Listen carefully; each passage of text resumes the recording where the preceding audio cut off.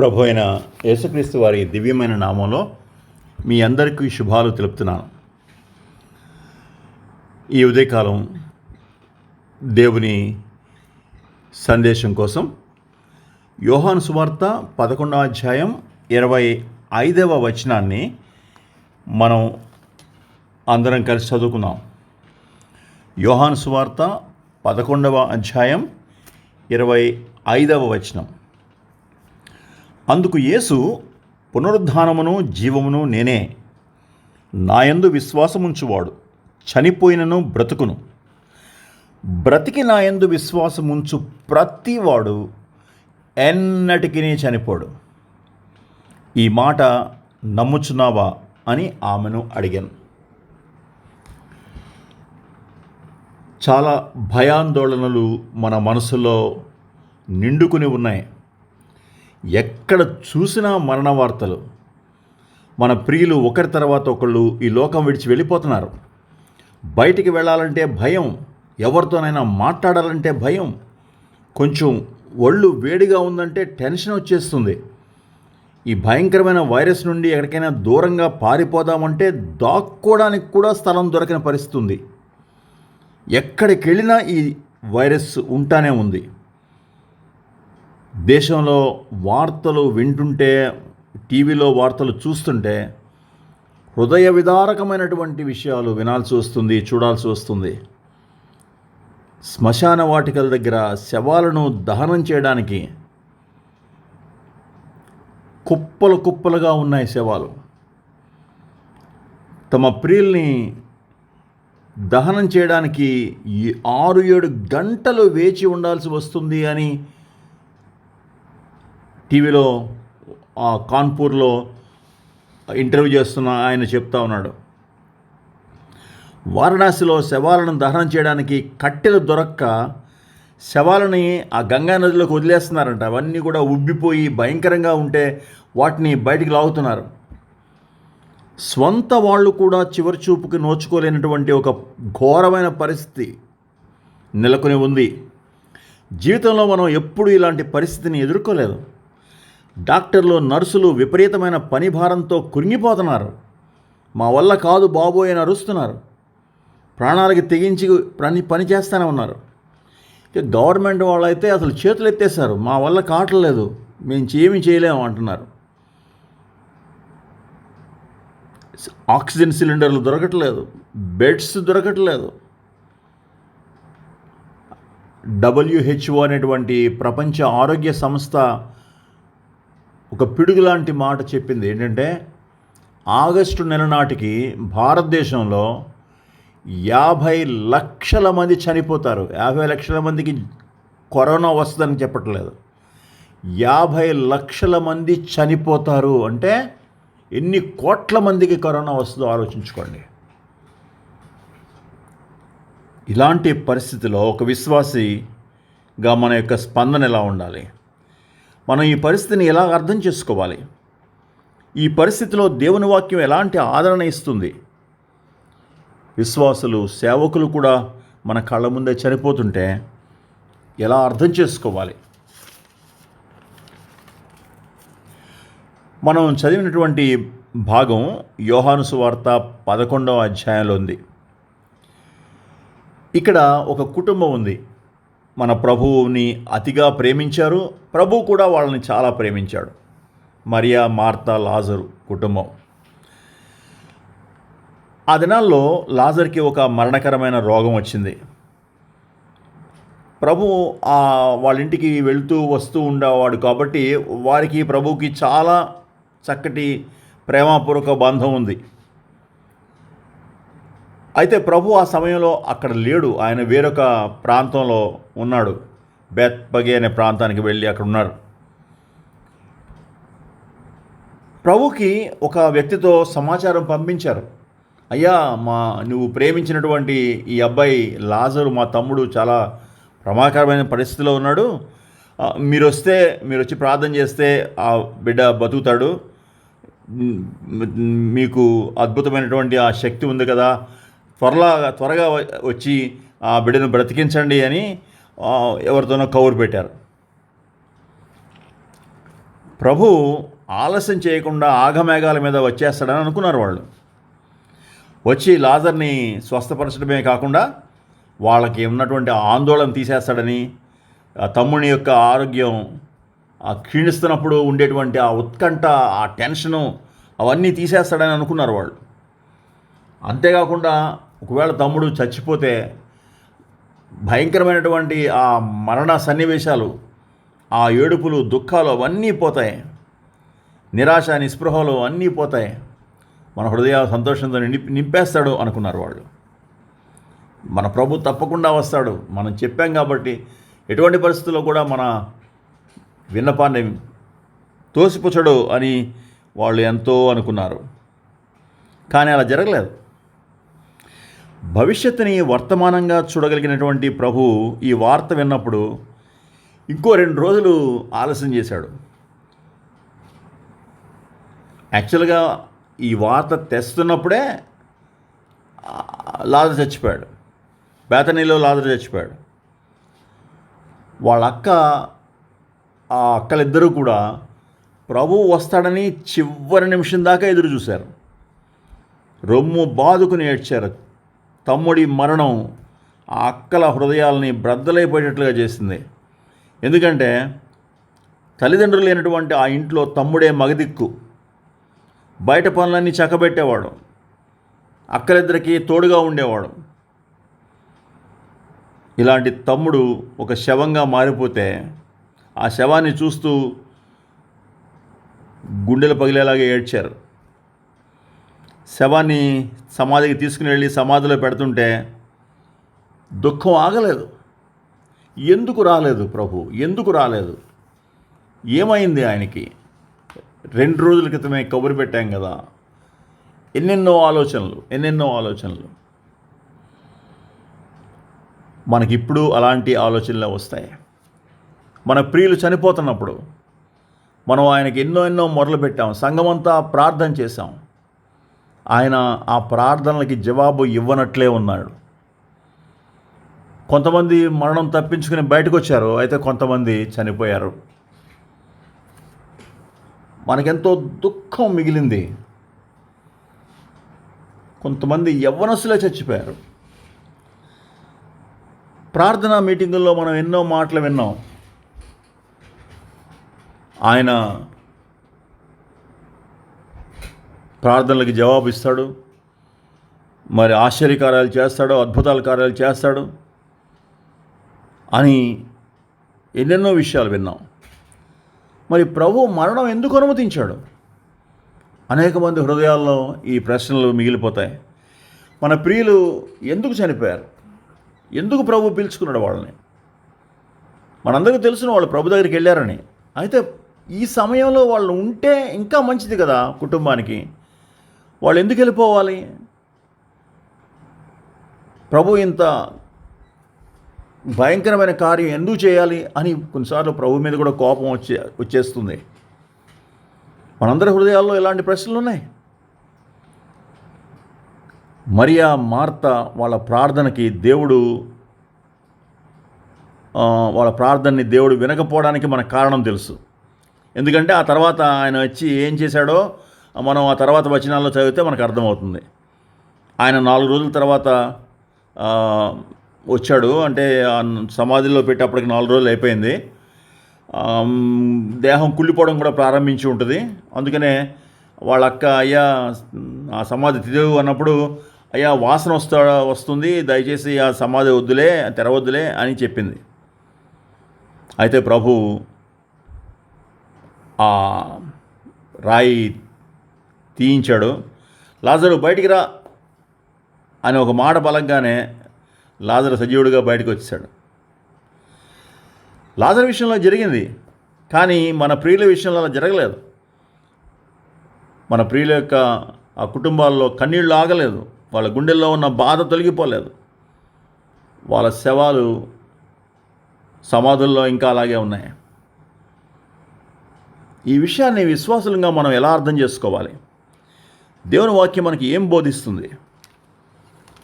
లాజర్ని భౌతికంగా లేపిన ప్రభు మన ప్రియుల్ని అలా లేపలేదు, కానీ ఆయన చెప్పిన ఒక విషయం మాత్రం 100% సత్యం. ఆ మాట ఎప్పటికీ తప్పిపోదు. మరణించిన వారితో ఆయన అదే మాట చెప్తున్నాడు, తిరిగి లేపిన వాళ్ళతో కూడా అదే మాట చెప్తున్నాడు.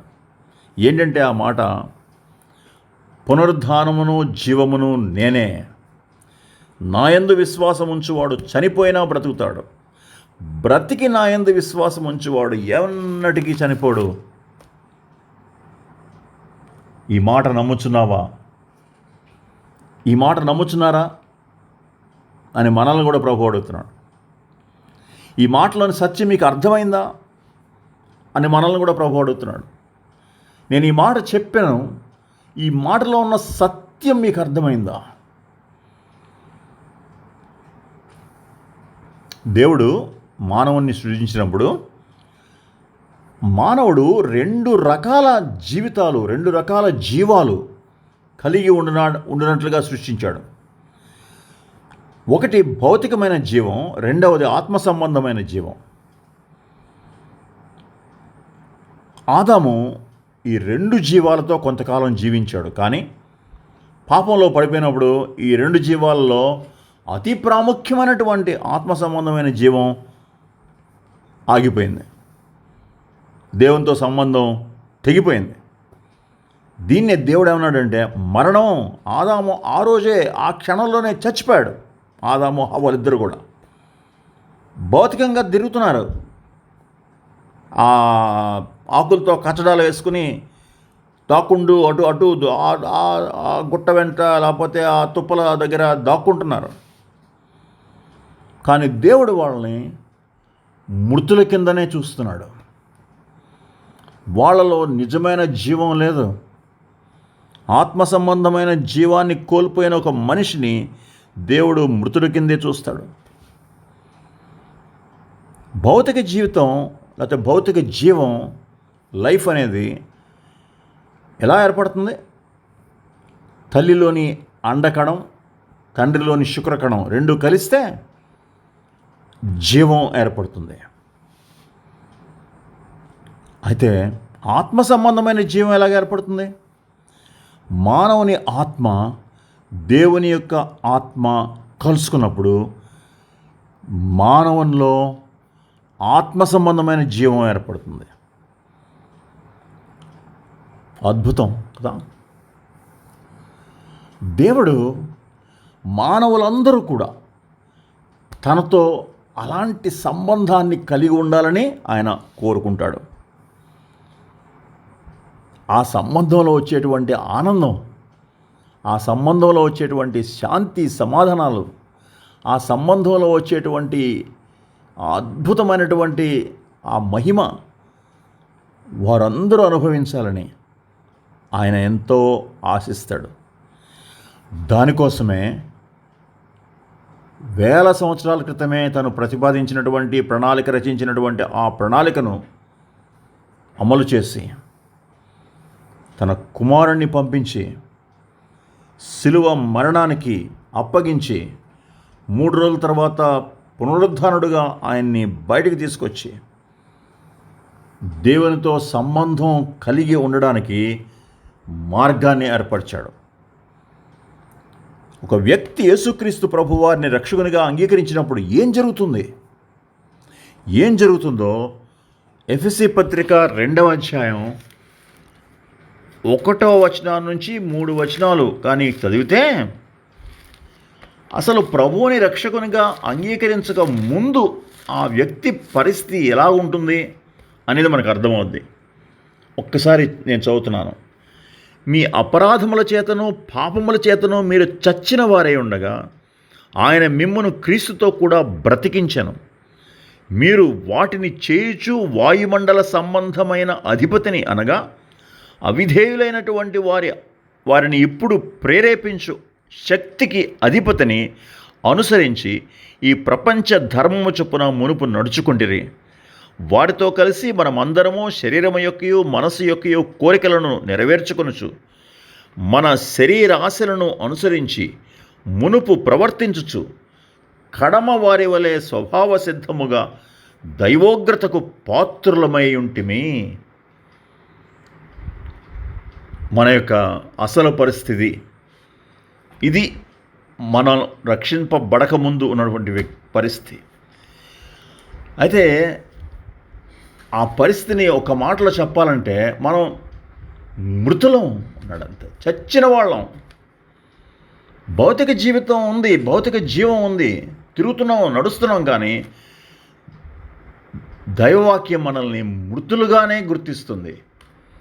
జీవించిన మృతులు, లివింగ్ డెడ్. రక్షించబడినప్పుడు దేవుని ఆత్మ మానవుని శరీరంలోనికి ప్రవేశిస్తుంది. మానవ ఆత్మతో కలుసుకున్నప్పుడు చనిపోయినవాడు బ్రతుకుతాడు. అదే మనకి 4వ వచనం నుంచి మనకు కనిపిస్తుంది.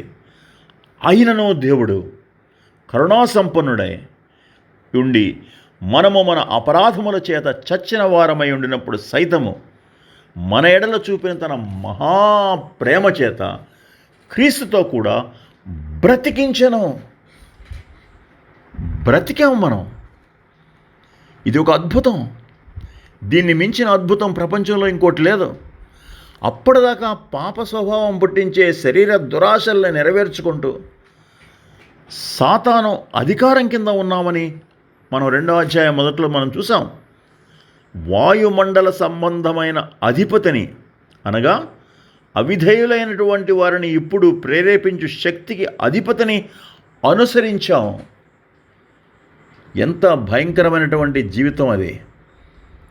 దాంట్లోంచి మనల్ని విడిపించి ఒక్కసారిగా ఆత్మలో బ్రతికించి ఒక పునరుద్ధాన క్రియను మనలో జరిగించాడు. చచ్చిపోయిన వాళ్ళు బ్రతుకుతారు. అసలు ఇంతకు ముందున్న జీవితం లాగా ఉండదు. ఆత్మదేవుడు ఆ వ్యక్తిలో ఒక నూతన వ్యక్తిని, ఒక నూతన స్వభావాన్ని సృష్టిస్తాడు. ఆ వ్యక్తికి నూతన సృష్టి. అంతే. 2 కొరింథీ 5:17 ప్రకారంగా ఎవడైనా క్రీస్తులో ఉన్నాడో వాడు నూతన సృష్టి. పాతవి గతించిన, ఇదిగో సమస్తమును కొత్తవాయను. ఇప్పుడు వాళ్ళ పేరు ఏంటంటే పరిశుద్ధులు, సెయింట్. ఎవరైనా అబ్బో నేను సెయింట్ అని చెప్తే మనం ఓరి నాయనో వీడికి చాలా పొగరు అనుకుంటాం. కానీ రక్షించబడిన వాళ్ళని దేవుడు పిలిచేటువంటి సంబోధన పరిశుద్ధులు. పరిశుద్ధుడు. ఎందుకు అలాగా ఆయన పిలుస్తాడంటే వాళ్ళ గమ్యం పరిశుద్ధ జీవితం. వాళ్ళ జీవిత గమ్యమే పరిశుద్ధ జీవితం. వాళ్ళు పరిశుద్ధ జీవితం జీవించడానికే రక్షించబడ్డారు. అలాగా పరిశుద్ధ జీవితం జీవించడానికి కావలసినటువంటి కొత్త జీవం యేసుక్రీస్తు ప్రభువే. 1వ యోహాను పత్రిక 5:11 మనకు ఆ మాటలు ఉంటాయి. 1వ యోహాను పత్రిక 5:11 అక్కడ ఇలా ఉంది. దేవుడు మనకు నిత్య జీవము దయచేసెను. ఆ జీవము ఆయన కుమారునిలో ఉన్నది. దేవుని కుమారుని అంగీకరించువాడు జీవము గలవాడు, దేవుని కుమారుని అంగీకరింపనివాడు జీవము లేనివాడే.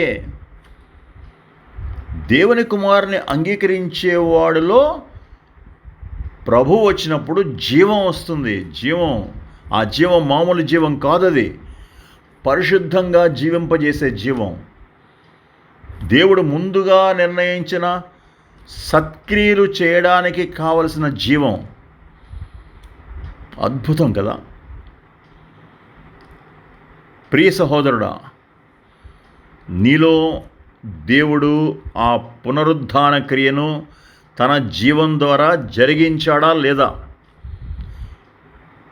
అలాగే జరిగించుంటే సత్క్రియలు చేస్తావు.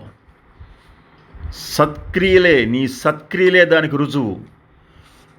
నేను ఆ మంచి క్రియలు చేయడానికే నూతన సృష్టిగా చేయబడ్డాం. అదే రుజువు. ఒక రోజున ఈ భౌతిక జీవితం ఆగిపోతుంది. ఎందుకంటే ఇది తాత్కాలికమైన జీవితం. అయితే ఆత్మ సంబంధమైన జీవితం అంటే ఆయన ఇచ్చినటువంటి జీవం అది ఆగిపోదు. ప్రాణం గాల్లో కలిసిపోద్ది. శవాన్ని తీసుకెళ్ళి భూమిలో పాతిపెట్టేస్తారు. ఎందుకంటే ఇక ఆ దేహంతో పని లేదు కాబట్టి. అయితే దేవునితో సంబంధం కలిగి బ్రతికినటువంటి ఆ ఆత్మ, జీవం కలిగినటువంటి ఆ ఆత్మ దేవుని దగ్గరికి వెళ్ళిపోతుంది. ఆత్మదేవుడే దగ్గరుండి అప్పటిదాకా ఉన్నాడు కదా లోపల, ఆ ఆత్మను తీసుకెళ్ళి దేవుని చేతికి అప్పగిస్తాడు. ఒక విశ్వాసికి దేవుడిచ్చిన నిరీక్షణ ఎంత గొప్పదంటే, అసలు ఆ విశ్వాసికి ఈ నిరీక్షణ లేకపోతే అతను బ్రతకలేడు. ఎలాంటి నిరీక్షణ ఇచ్చాడు? ఏ నిరీక్షణతో విశ్వాసి శ్రమలు సహిస్తాడు? ఏ నిరీక్షణతో విశ్వాసి భవిష్యత్తుని ఆశగా ఎదురు చూస్తాడు? దేవుని వాక్యంలో ఆ నిరీక్షణ గురించి ఏముందో చూద్దాం. రోమా 8:24, ఏలయనగా మనము నిరీక్షణ కలిగిన వారమై రక్షించబడితిమి. నిరీక్షణ కలిగిన వారమై రక్షించబడితే దేవుడు ఒక నిరీక్షణ ఇచ్చి రక్షించాడంట. ఎలాంటి నిరీక్షణ ఇచ్చాడు? అరే, నేను లోపలికి వస్తే, నేను ఆత్మరూపంగా నీ లోపలికి వచ్చినప్పుడు నీ ఆత్మకు ఇక మరణం ఉండదు. మన ఇద్దరి మధ్యలో బంధం ఇక ఎప్పుడూ తెగిపోదు.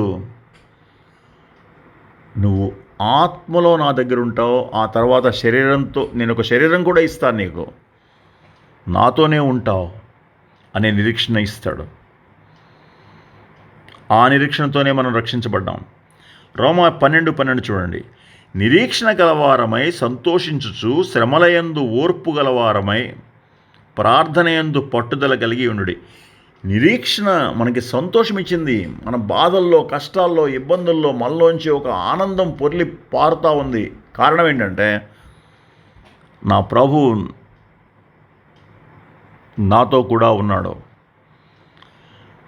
కొంతకాలం తర్వాత నేను ప్రభు దగ్గరికి వెళ్ళిపోతాను, ఎప్పుడు ఆయన దగ్గరికి ఉంటాను అనే నిరీక్షణ గలవారమై, శ్రమల్లో కూడా ఓర్పు కలవారమై ఉండడానికి కారణం అదే. 1 యోహాను పత్రిక 3:3లో ఇంకొక నిరీక్షణ గురించి ఉంది. ఆయన యందు ఈ నిరీక్షణ పెట్టుకున్న ప్రతివాడు. ఏ నిరీక్షణ? ఆయన వచ్చేస్తాడు. ఆయన నన్ను తీసుకెళ్ళడానికి మళ్ళీ వస్తాడు. నేను చచ్చిపోయినా సమాధిలోంచి నన్ను బయటికి లాగుతాడు, బయటికి పిలుస్తాడు, నాకు మహిమదేహం ఇస్తాడు. ఇలాంటి నిరీక్షణ పెట్టుకున్న ప్రతివాడు ఈ లోకంలో తను తాను పవిత్రుడుగా కాపాడుకుంటాడు. ఆయన పవిత్రుడైనట్లుగానే తను పవిత్రునిగా చేసుకుంటాడు. ఒకే ఒక అద్భుతమైన విషయం విశ్వాసి యొక్క నిరీక్షణకు కారణం. అదేంటంటే ఆయన రెండవ రాకడ. యేసుక్రీస్తు ప్రభు వారి యొక్క రెండవ రాకడే మనకి ఒక అద్భుతమైన నిరీక్షణ ఇస్తుంది. ఆయన చెప్పినట్లు వస్తాడు. అప్పుడు సమాధుల్లో ఉన్నవాడిని బయటికి రమ్మని పిలుస్తాడు, మహిమ దేహాలు ఇస్తాడు. బ్రతికి ఉన్నవారికి మార్పు జరుగుతుంది. ఈ దేహం పోయి మహిమదేహం వస్తుంది. ఇదంతా ఒక రెప్పపాటు కాలంలో జరుగుతుందని 1 కొరింథీ 15:52 చెప్తుంది. అప్పుడు దేహాలు విమోచించబడతాయి. రోమాపత్రిక 8వ అధ్యాయంలో చెప్పబడినట్లుగా దేహాలు విమోచించబడతాయి. పాపదేహం, పాప స్వభావం ఉన్న దేహం పోయి క్రొత్త దేహం వస్తుంది, మహిమాదేహం వస్తుంది. విశ్వాసులందరూ కూడా ఈ శుభ గడియ కోసమే ఎదురు చూస్తూ ఉన్నారు. ఎప్పుడొస్తుందా ఎప్పుడొస్తుందా ఎప్పుడొస్తుందా అని ఎదురు చూస్తున్నారు. మనం రోమపత్రికలో చూస్తే ఆ మాటలే ఉంటాయి. రోమపత్రిక 8వ అధ్యాయం.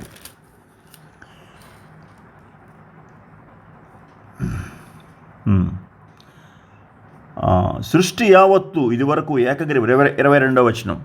సృష్టి యావత్తు ఇదివరకు ఏకగ్రీవముగా మూలుగుచు ప్రసవవేదన పడుచున్నదని ఎరుగుదము.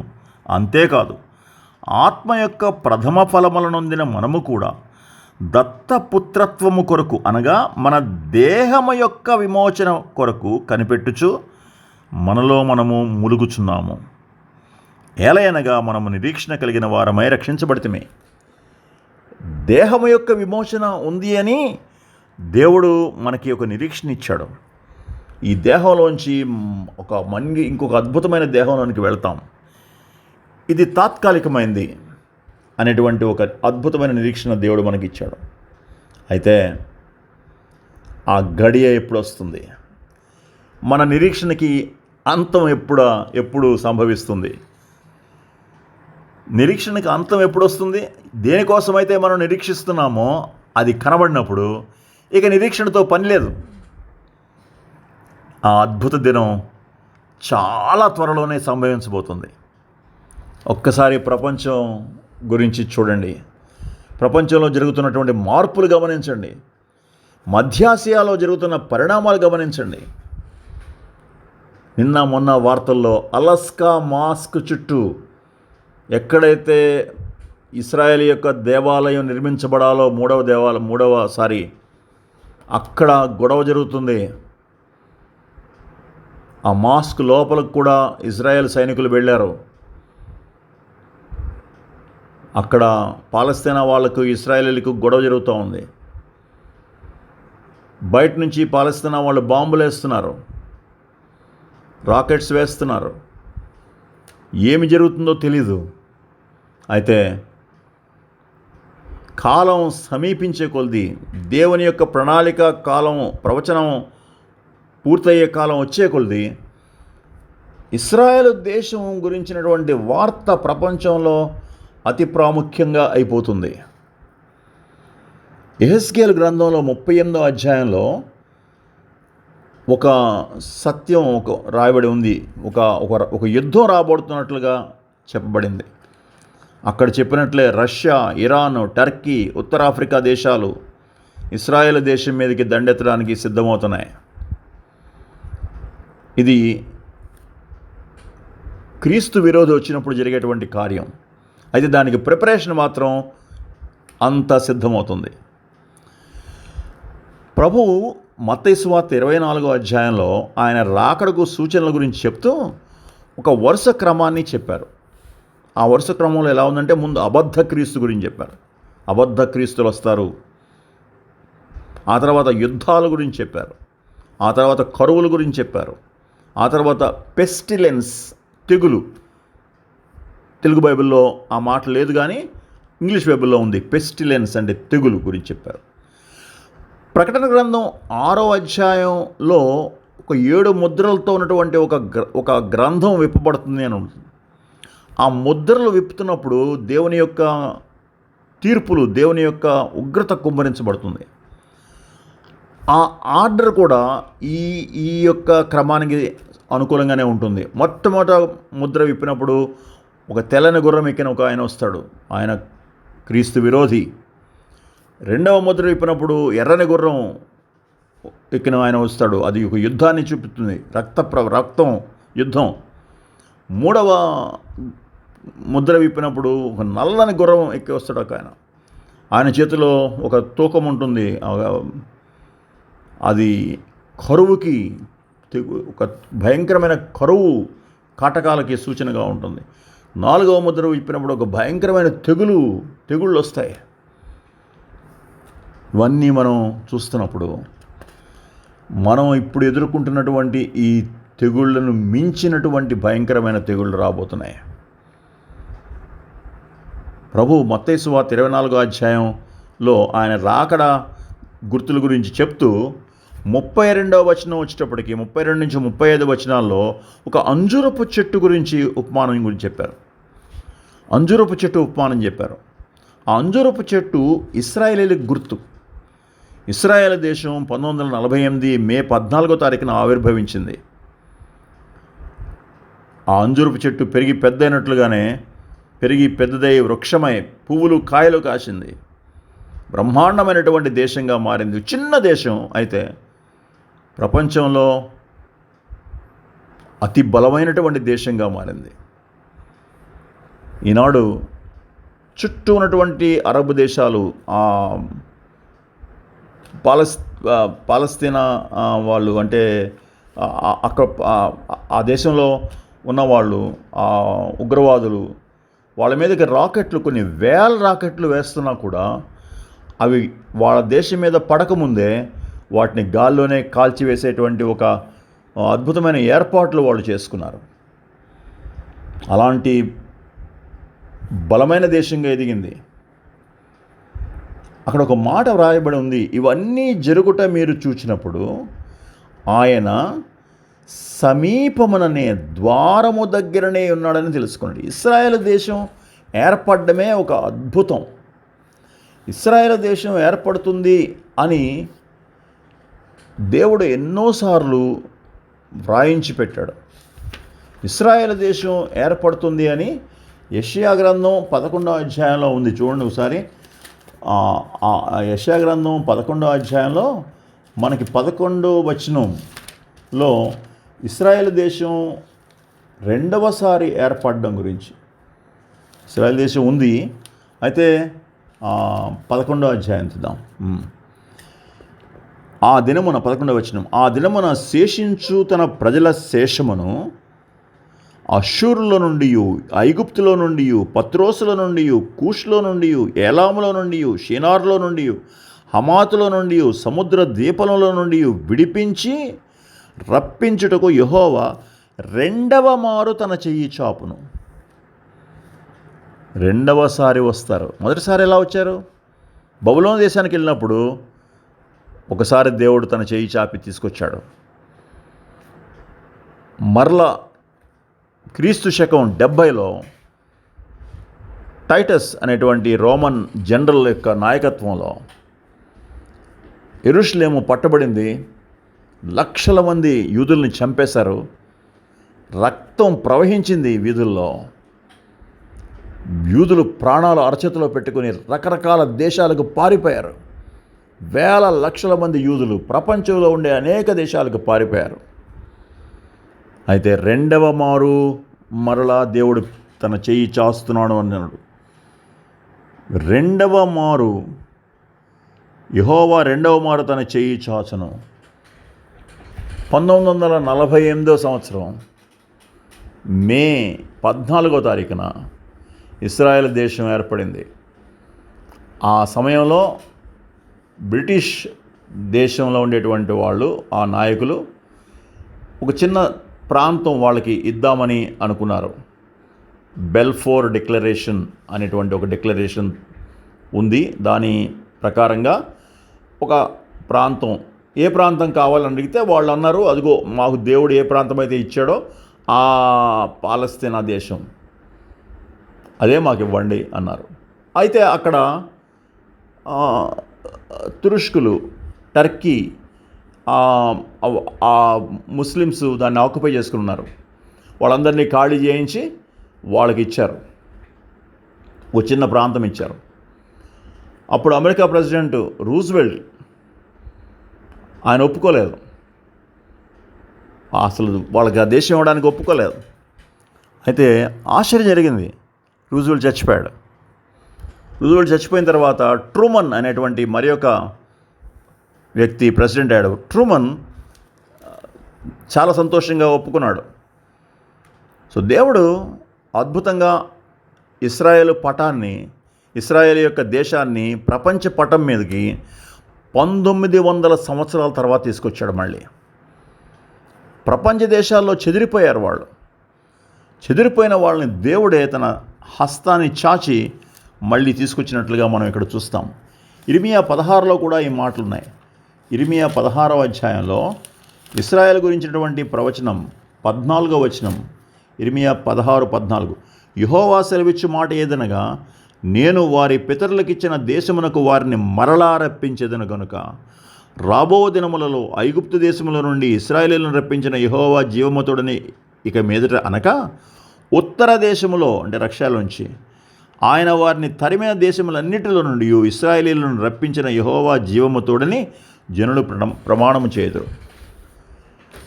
ఇశ్రాయేల్ దేశాల్లోకి మళ్ళీ తిరిగి ప్రజలను తీసుకొస్తాడు. అసలు దీని నమ్మశక్యంగా కూడా లేదు. 1900 సంవత్సరాలు అసలు ప్రపంచ పటం మీద లేనటువంటి ఒక దేశాన్ని దేవుడు ఏ విధంగా తెచ్చాడు అనేది అసలు ఊహకు కూడా అందదు. అలాంటి దేశం ఏర్పడింది. అయితే ఆ దేశం గురించి ఆయన ఏర్పడిన తర్వాత ఏమన్నాడు ప్రభు? దాన్ని ఒక అంజూరపు చెట్టుతో పోల్చాడు. అంజూరపు చెట్టు పువ్వులు పూచి కాయలు కాసినప్పుడు నేను ద్వారం దగ్గరనే ఉన్నాను అని గుర్తించండి. అంటే అర్థమేంటి? దేవుని యొక్క రాకడకు ఇశ్రాయేలు దేశం తిరిగి ఏర్పడడానికి ఎంత దగ్గర సంబంధం ఉందో ఆయన అంతటితో ఆ మాట ఊరుకోలేదు. మత్తయి సువార్త 24వ అధ్యాయం 32వ వచనంలో ఆ అంజూరపు చెట్టు గురించి చెప్తూ, మీరు ఈ సంగతులు జరుగుట చూచినప్పుడు, అంటే ఆ పైన జరిగి చెప్పిన సంగతులను చూసినప్పుడు, ఆయన సమీపంలోనే ద్వారము దగ్గరనే ఉన్నాడని తెలుసుకునండి. ఇవన్నీ జరుగు వరకు, అంటే ఆయన చెప్పినటువంటి ఈ యొక్క సంగతులన్నీ జరిగే వరకు ఈ తరము గతింపదని తెలుసుకునుడి. ఈ తరం అంటే ఆ సమయంలో ఇశ్రాయేలు దేశం ఏర్పడిన తర్వాత ఒక తరము మాత్రమే. మనం ఇప్పుడు ఆ తరంలో ఉన్నాం. మనదే చివరి తరం. ఈ తరం సాధారణంగా 70 నుంచి 80 సంవత్సరాలు అని చెప్తారు. 80 సంవత్సరాలు అనుకుంటే ఇశ్రాయేలు దేశం 1948వ సంవత్సరంలో మే 14వ తారీఖున ఏర్పడితే మొన్న శుక్రవారం, అంటే ఇవాళ ఆదివారం, మొన్న శుక్రవారానికి 73 సంవత్సరాలు అయిపోయింది. అంటే 73వ స్వాతంత్ర దినం జరుపుకుంది ఇశ్రాయేల్ దేశం. 2021లో మే 14న 73వ స్వాతంత్ర దినం జరుపుకుంది. ఇంకా ఎన్ని సంవత్సరాలు ఉన్నాయి తరానికి? ఇంకా 7 సంవత్సరాలు మాత్రమే ఉన్నాయి. అంటే చాలామంది బైబిల్ స్కాలర్స్ నమ్మేది ఏంటంటే దానియేలు ప్రవచించినటువంటి చివరి 7 సంవత్సరాలు ఈ 2021తో ప్రారంభం అవ్వచ్చు అని కూడా నమ్ముతున్నారు. దాంట్లో సత్యం ఎంత ఉందో మనకు తెలియదు. కానీ ఒకవేళ 2021లో దానియేలు ప్రవచించిన చివరి వారం ప్రారంభమైతే 2028కి యుగాంతం జరగాలి. అయితే ఈ భయంకరమైన శ్రమల కాలం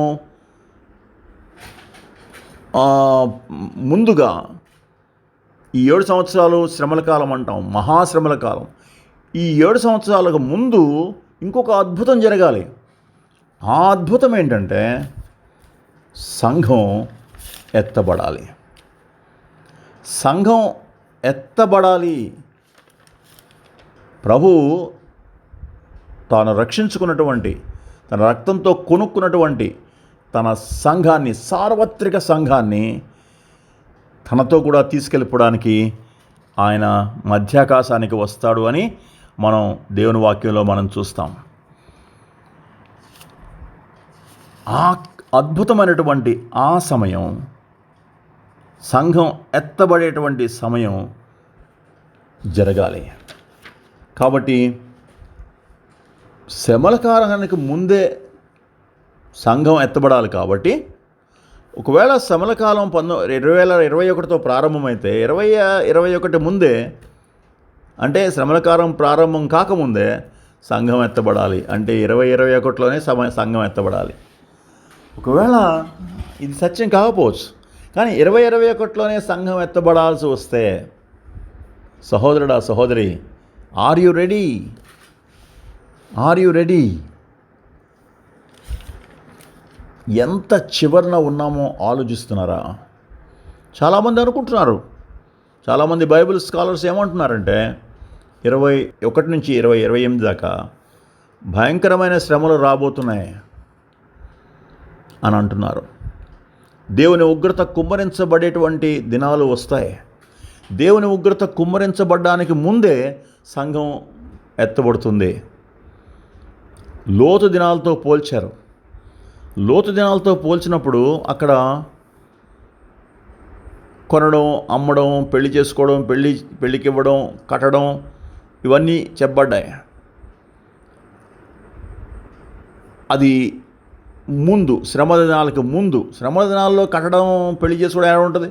భయంకరమైన దేవుని ఉగ్రత కుమ్మరించబడతా ఉంది. చాలామంది చచ్చిపోతూ ఉంటారు. అసలు అక్కడ ఏడుపే ఉంటుంది అంతే. దుఃఖమే ఉంటుంది. అయితే ఆ మహాభయంకరమైన శ్రమ దినాలకు ముందు లోతు దినాలతో పోల్చారు. అప్పుడు ఏమైంది? దేవుడు తన ఉగ్రతను కుమ్మరించడానికి ముందుగా లోతుని తీశాడు బయటికి. సంఘాన్ని బయటికి తీసేసుకున్నట్లుగా లోతుని తీశాడు. ఒక ముందు గుర్తుగా లోతును బయటికి పంపించాడు. సో దేవుడు సంఘాన్ని బయటికి తీసుకెళ్ళిపోతున్నాడు, పైకి తీసుకెళ్ళిపోతున్నాడు.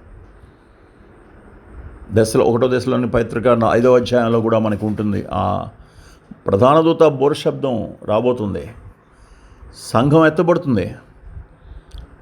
సహోదరుడా, సహోదరి, ఒకవేళ ఆ చివరి 7 సంవత్సరాలు ప్రారంభమవుతుంటే సంఘం ఎత్తబడేటువంటి సమయం ఇంకా కొద్ది నెలలు మాత్రమే ఉండగా నువ్వు సిద్ధంగానే ఉన్నావా? కొద్ది నెలలనే ఎందుకంటున్నాను తెలిసిన? ఇశ్రాయేలీయులకి దేవుడు కొన్ని పండుగలు నిర్ణయించాడు, 7 పండుగలు. ఆ 7 పండుగల్లో 7 పండుగలు కూడా ఈ ప్రపంచంలో జరిగేటువంటి కొన్ని మహత్తరమైనటువంటి సంఘటనలతో ముడిపడి ఉన్నాయి. ఏంటి ఆ మహత్తరమైన సంఘటనలు అంటే, మొదటి పండుగ పస్కా పండుగ. సరిగ్గా అదే రోజున యేసుప్రభు వారు శిలువ మీద చనిపోయారు. రెండవ పండుగ పులియని రొట్టెల పండుగ. అంటే పస్కా పండుగ అయిపోయిన మరునాడు జరుగుతుంది. ఆ దినం యేసుప్రభు వారిని సమాధిలో పెట్టిన దినం. పులియని రొట్టెల పండుగ, ఆయనలో పాపం ఏమీ లేదు అనేటువంటి సంఘటనకు గుర్తుగా ఆ యొక్క పండుగ యొక్క అర్థాన్ని మనం చూడొచ్చు.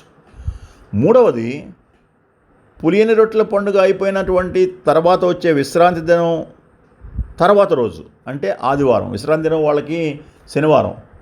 సో పులియని రొట్టెల పండుగ అయిపోయిన తర్వాత వచ్చేటువంటి విశ్రాంతి దినానికి మరునాడు ఆ ఆదివారం రోజున వాళ్ళు ప్రథమ ఫలముల పండుగ అని చేస్తారు. ఈ ప్రథమ ఫలముల పండుగ రోజునే ప్రభువు తిరిగి లేచారు. అందుకనే ఆయన గురించి పునరుద్ధాను అయిన వారిలో ఆయన ప్రథమ ఫలముగా ఉన్నాడు అన్నాడు పౌలు.